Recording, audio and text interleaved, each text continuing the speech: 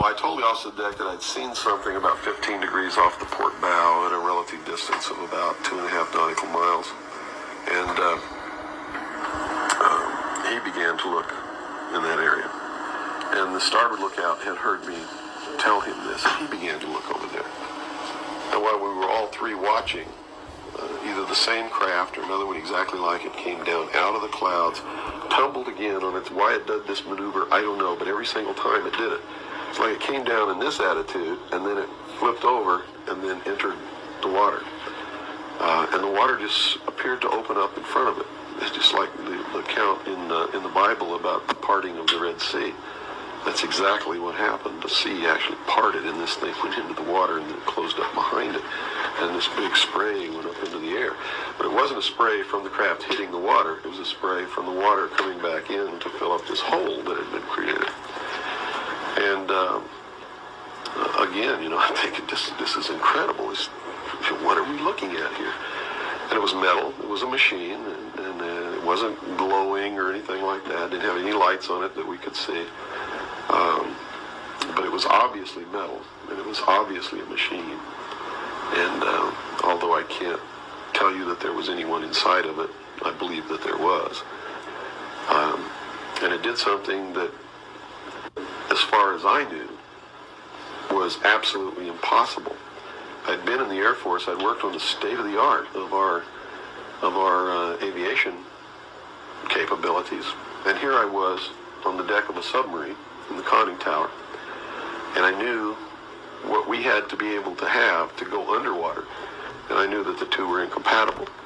Here's something that came from under the water and flew in the air and performed maneuvers, and then came back down and interfaced with the water at tremendous speed and remained intact, which realistically, it never touched the water. The water sort of magically opened up in front of it, but something had to interface with that water. Anything that we had that interfaced with the water in that manner would have been disintegrated. So I told him the water in that manner would have been disintegrated. It's like hitting a brick wall.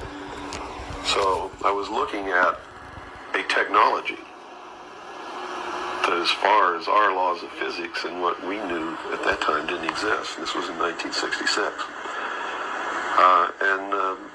Ensign Ball was as shocked as I was. He called the captain to the bridge, who came up with the chief quartermaster, who brought a camera. And we all stood there and watched this occur over and over again for about 10 minutes. And I still, to this day, don't know if it was the same craft or a whole bunch of different craft going in and out of the water. But it seemed like that there was a hell of a lot of traffic on that freeway right there. And we were watching it as we went by. We never changed course. We never lowered or increased our speed. We made no attempt to communicate or signal. We made no attempt to get closer. And eventually, it just stopped. We were told not to discuss it with anyone, not even amongst ourselves, which was incredible. I never had been told anything like that in my life. You can't talk about something. And to be told that we couldn't even talk about it amongst ourselves was even more extraordinary, I thought. But we didn't talk about it.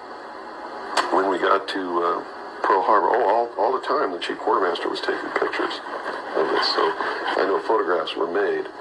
What happened to those photographs, I have no idea.